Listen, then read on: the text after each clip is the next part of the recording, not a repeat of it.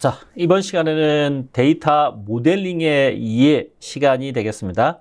자, 이번 시간의 주제는 관계형 데이터 모델을 이해하고 ERD에 대한 이해를 하고 그리고 키에 대한 이해를 하겠습니다.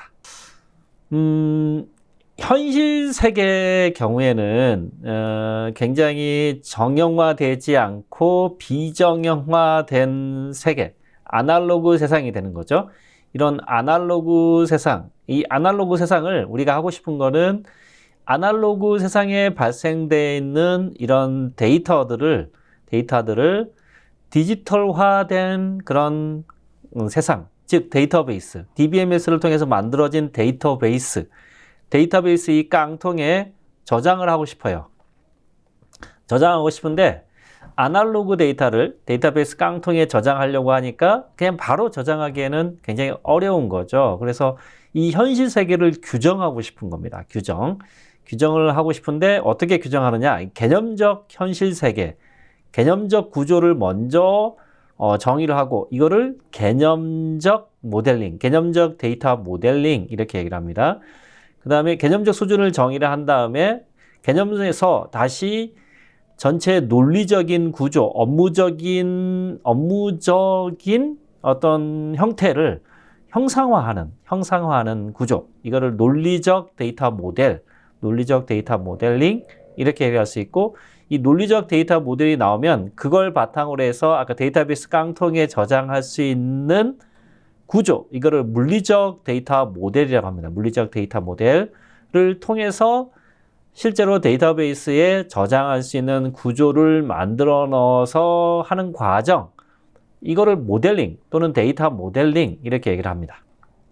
정리하면 개념적 데이터 모델은 추상화 수준이 높고 그 다음에 포괄적이고 개념적 수준에서 데이터 모델링을 하는 방법이고 논리적인 모델은 이른바 키, 속성, 관계 이런 부분을 정확하게 설계해서 업무적인 구조를 정확하게 표현하는 그러한 모델링 이렇게 정의를 할 수가 있고 물리적인 데이터 모델은 성능과 저장 측면을 고려해서 데이터베이스에 바로 저장할 수 있는 그런 구조로 만드는 것을 물리적 데이터 모델링 이렇게 얘기를 할 수 있겠습니다.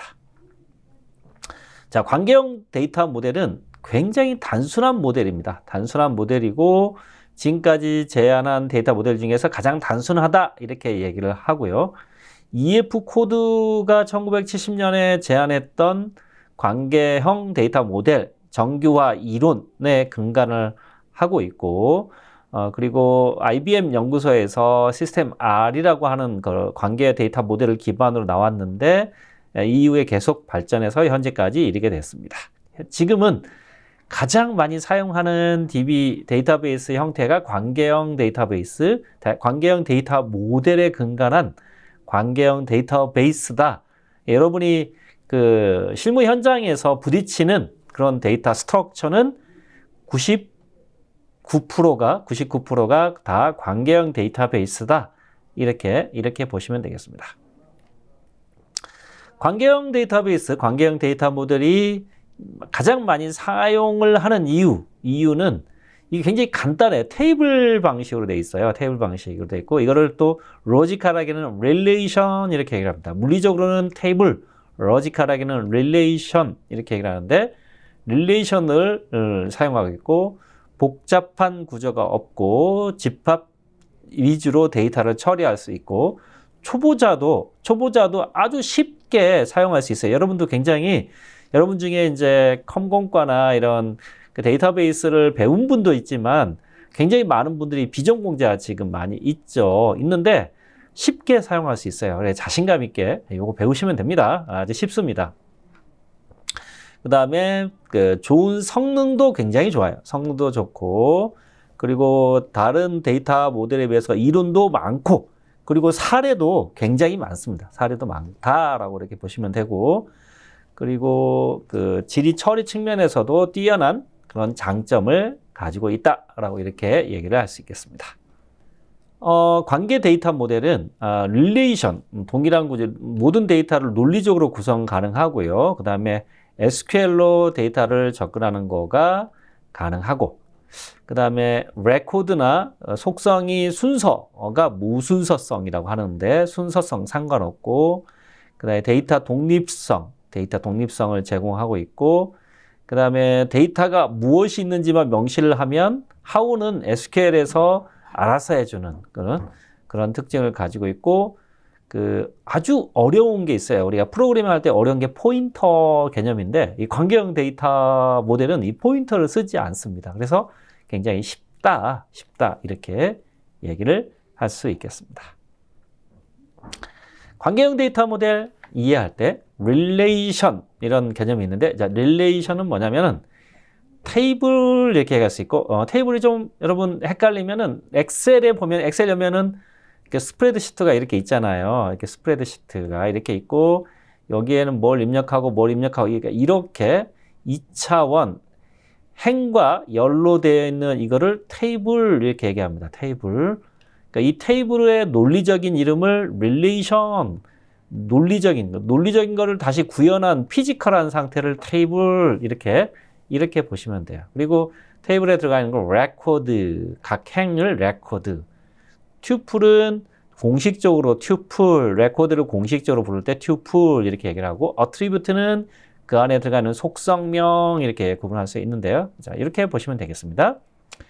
테이블의 예시인데요. 사원이라는 테이블의 위쪽에 보면은 사원 이름, employee number, employee name, 타이틀, 직급, 그 다음에 부서번호, 샐러리 급여 이렇게 되어 있는데, 이렇게 테이블의 이름, employee라고 하는 테이블 또는 relation 이렇게 얘기할 수 있고, 이 relation의 이름 얘기할 수 있고, 여기 테이블의 이름 이쪽을 열 또는 이거를 attribute, 속성 이렇게 얘기를 합니다. 그 안에 들어가 있는 이런 값들을 행 또는 row 또는 tuple 이렇게 얘기를 하고, 그 안에 각각에 있는 이런 value들을 attribute value 이렇게 얘기를 할 수 있겠습니다. 도메인이라는 개념이 있어요. 도메인은 뭐냐면은 하나의 attribute에 나타날 수 있는 값들의 집합 이렇게 얘기를 해요. 도메인의 값들은 원자값, 특히 데이터 타입이다라고 하는 요거를 기억하시면, 데이터 타입이라고 하면 여기 나와 있죠. 캐릭터 문자 또는 인티저 숫자, 넘버 이렇게 플롯 또는 뭐 스트링 또는 데이트 날짜 이런 것들 그러니까 이런 거를 지정을 하면 여기에는 딱 캐릭터 그리고 열자리 그러니까 어떤 데이터 타입과 길이, 동일한 데이터 타입과 동일한 데이터의 길이, 동일한 데이터 타입과 동일한 데이터의 길이를 규정하는 거를 데이터 모델에서는 도메인 이렇게 얘기를 합니다. 데이터 모델의 도메인은 다시 한번 정리하면 데이터 타입과 길이, 랭스에 해당하는 거를 도메인이라고 한다. 이렇게 보시면 됩니다. 데이터 타입과 길이, 동일한 데이터 타입과 길이를 허용하는 수준, 이걸 뭐라고 그런다? 도메인이라고 한다. 이렇게 이해하시면 되겠습니다. 예시입니다. 보면 employee 사원 테이블 릴레이션의 employee 이름은 김창섭, 박영권, 이수민 등의 이름이 나타날 수 있는데, 이거 보면은 문자 10자리 이내, 문자, 캐릭터 10자리 또는 밭 캐릭터, variable, 가변 캐릭터 10자리 이내 이렇게 들어가는 거를 뭐라고 한다? 도메인이라고 한다라고 하는 거죠. 도메인. 그러니까 거기에 정의된 타입과 정의된 길이만 들어갈 수 있는 특징을 도메인이라고 합니다. 도메인. 정의된 타입과 정의된 길이만 들어갈 수 있는 곳을 도메인이라고 한다. 도메인. 그 다음에 degree라고 하는 차수와 cardinality라고 하는 게 있습니다. 차수는 attribute, 속성이라고 하는 거. 속성의 수가 몇 개냐라고 하는 거. 속성의 숫자. 그게 하나의 테이블, 하나의 릴레이션에 있는 속성의 수를 degree라고 하는 거고요. 유효한 최소의 차수는 속성이 1개 이상 있어야 된다라고 얘기를 하고요. cardinality는 그 테이블, 릴레이션 안에 들어가 있는 튜플, 레코드의 개수를 얘기를 합니다. 레코드의 개수. 레코드는 0개를 가질 수가 있고요. 하나도 없을 수가 있습니다. 그리고 차수는 속성은 자주 안 변해요. 자주 안 변하는데 cardinality는 계속 데이터가 CRUD에서 create, delete, create, read, update, delete가 계속 발생하죠. CRUD라고 합니다. CRUD. create, read, update, delete. create, read, update, delete의 특징을 가지고 있어요. 근데 차수는 자주 안 변하고 cardinality는 자주 변하는 특징을 가지고 있다. 이렇게 얘기를 할 수 있겠습니다. 자, 용어들을 다시 한번 살펴보면 릴레이션이라는 것은 공식적인 용어지만 사실 현장에서는 릴레이션은 자주 안 쓰이고 테이블이라고 많이 씁니다. 테이블 아시겠죠? 그 다음에 튜플, 레코드 이론서에는 튜플로 많이 나오지만 현장에서는 레코드, 행 이렇게 많이 씁니다. 특히 레코드라는 말을 현장에서 많이 쓰인다라고 보시면 되고 속성을 attribute 이렇게 얘기를 하는데 속성이란 말을 쓰기도 하는데 열, 속성 또는 열 이렇게 쓰입니다. 파일 시스템에서는 파일, 레코드, 필드 이렇게 대응이 된다라고 참고로 이해하시면 되겠습니다. 그 다음에 널값, 널 밸류라고 하는 게 있어요. 널 밸류. 널 밸류의 의미는 이거는 공백의 의미가 아니라 알려지지 않은, 아직 세팅되지 않은, 적용할 수 없는 이런 상태를 널값 이렇게 얘기합니다. 널값. 자, 사원 릴레이션에 사원에 관한 튜플을 입력하는데 신입사원의 부서 번호는 아직 할당이 안 돼 있으면 이거는 결정되지 않았잖아요. 이때 이거를 널값, 널 밸류 이렇게 얘기를 합니다. 널값은 숫자 도메인의 0이나 문자 도메인의 공백 이거하고는 다른 그러니까 0이나 공백하는 다르다라고 이것도 중요해요. 아시겠죠? 여러분 나중에 뭔가 sum, average 나올 때 널은 세팅되지 않은 거고 0이나 공백은 지정했는데 0 값이 들어가는 거예요. 그죠? 그러니까 모수가 달라지는 거죠. 그래서 요거 널값의 의미는 산정할 때 우리가 분석할 때 중요한 특징을 가지고 있습니다. 자, 그리고 릴레이션에 보면은 스키마라고 하는 이런 단어가 있어요. 스키마, 릴레이션의 스키마라고 하는 이 단어도 기억을 하실 필요가 있는데 자, 릴레이션의 스키마는 릴레이션의 이름하고 릴레이션의 애트리뷰트 속성의 집합을 스키마라고 합니다. 릴레이션의 프레임워크 틀이라고 하는 거고요. 그러니까 표기법 이렇게 얘기하는 거죠. 이름 애트리뷰트 1, 2, 3라고 얘기할 수 있고 기본 키 같은 경우는 애트리뷰트의 밑줄을 쫙 그어주면 되겠습니다. 또는 네포, 인텐션 이렇게 얘기를 하기도 합니다. 릴레이션 인스탄스는 그 스키마 안에 포함되는 튜플, 레코드 기억하시고 그 안에 튜플 레코드의 집합을 인스턴스 이렇게 얘기를 합니다. 인스턴스라고 하고요.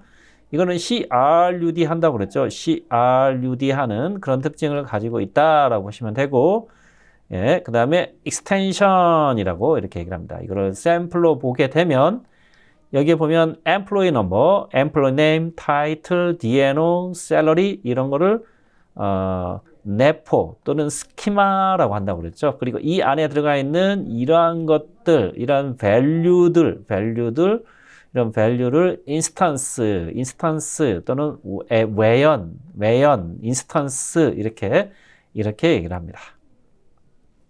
자, 관계형 데이터베이스의 스키마는 이렇게 돼 있어요. 하나 이상의 릴레이션 스키마들로 구성이 되는데, 자, 부서, 디파트먼트라고 하는 거 안에는 디파트먼트 번호, 그 다음에 디파트먼트에 있는 이름, 네임, 그 다음에 플로어, 층 이렇게 구성되어 있고요.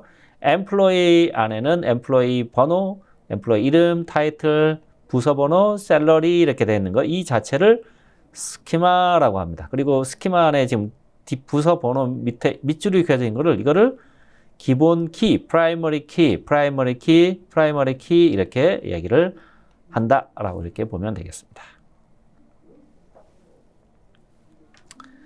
그리고 인스턴스는 이 스키마가 주어지게 되면 스키마 안에 적합한 그런 value들, 도메인에 맞는, 도메인은 데이터 타입과 길이에 맞는 이런 것들이 들어가죠. 이게 넘버니까 넘버에 일정한 길이가 제약이 되어 있겠죠. 거기에 맞는 1, 2, 3에 해당하는 그런 정보가 들어가 있습니다. 부서 번호, 이름에도 이름에 합당한 문자와 길이에 해당하는 게 들어가 있죠. 여기에 있는 거를 뭐라고 그런다? 여기에 있는 거를 이 투플의 집합을 뭐라고 그런다? 인스턴스라고 합니다. 인스턴스다라고 합니다. 이게 스키마 인스턴스라고 한다. 우리가 분석하는 거는 스키마 정보를 참고해서 뭘 분석해요? 이 데이터를 분석할 때 인스턴스에 있는 내용들을 분석하는 분석가들의 모임이죠, 우리가. 자, 관계형 데이터베이스의 인스턴스는 테이블은 데이터를 저장하는 오브젝트다. 깡통이다. 오브젝트 깡통이다. 그리고 관계형 데이터베이스의 기본 단위는 테이블이다 라고 보시면 돼요. 물리적인 구조. 그러니까 모든 자료는 테이블에 등록이 되고 테이블에서 원하는 자료를 꺼내올 수 있다. 뭘 이용해서? 보통은 이거를 SQL을 이용해서 한다. Structured Query Language 또 다음에 배웁니다. 그 다음에 테이블은 어느 특정한 주제와 목적으로 만들어지는 일종의 집합이다라고 얘기할 수 있죠. 여기는 이제 프로 축구에 관련해서 스키마 정보가 있고 그 스키마 안에 저장되어 있는 인스턴스가 있고 이거를 구성하는 하나의 테이블이 데이터베이스 깡통 안에 테이블로 저장이 된다라고 이렇게 얘기를 할 수 있겠죠. 자, 테이블 구조 안에는 앞에서 얘기했던